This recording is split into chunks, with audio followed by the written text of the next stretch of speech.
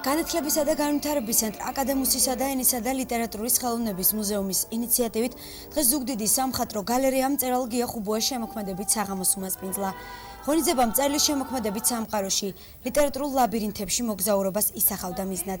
დღეს მწერალმა თავად მოისმინა მკითხველების გულახდილი საუბრები.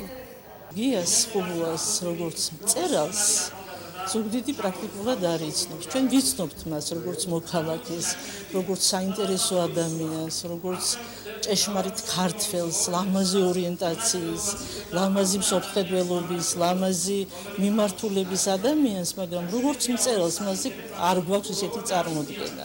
ამიტომ გვინდოდა რომ ამ ადამიანთან შეხვედრა შემდგარიყო. შეხვედრის ორგანიზატორები არიან საზოგადოებრივი ორგანიზაციები, განათლებისა და განვითარების ცენტრი აკადემუსი და ენისა და ლიტერატურის სახლი ლემი.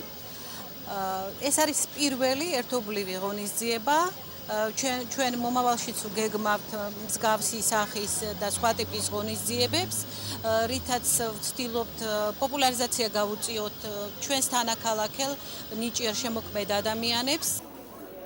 შემოქმედებითი წვა, რომელიც მწერალს ნაწარმოებების დაბადებიდან დღემდე მოყვება, არ შენელებულა. გია ხუბუა ამბობს, რომ მისთვის მსგავსი ლიტერატურული საღამო პირველად ტარდება.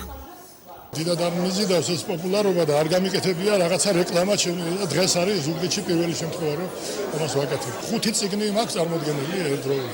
ცალ-ცალკე პრეზენტაციები ამ წიგნებს არ გამიკეთებია და არ აღნიშნავს და ახლა ამ ნაკს ასე ვთქვათ ვასწორებთ.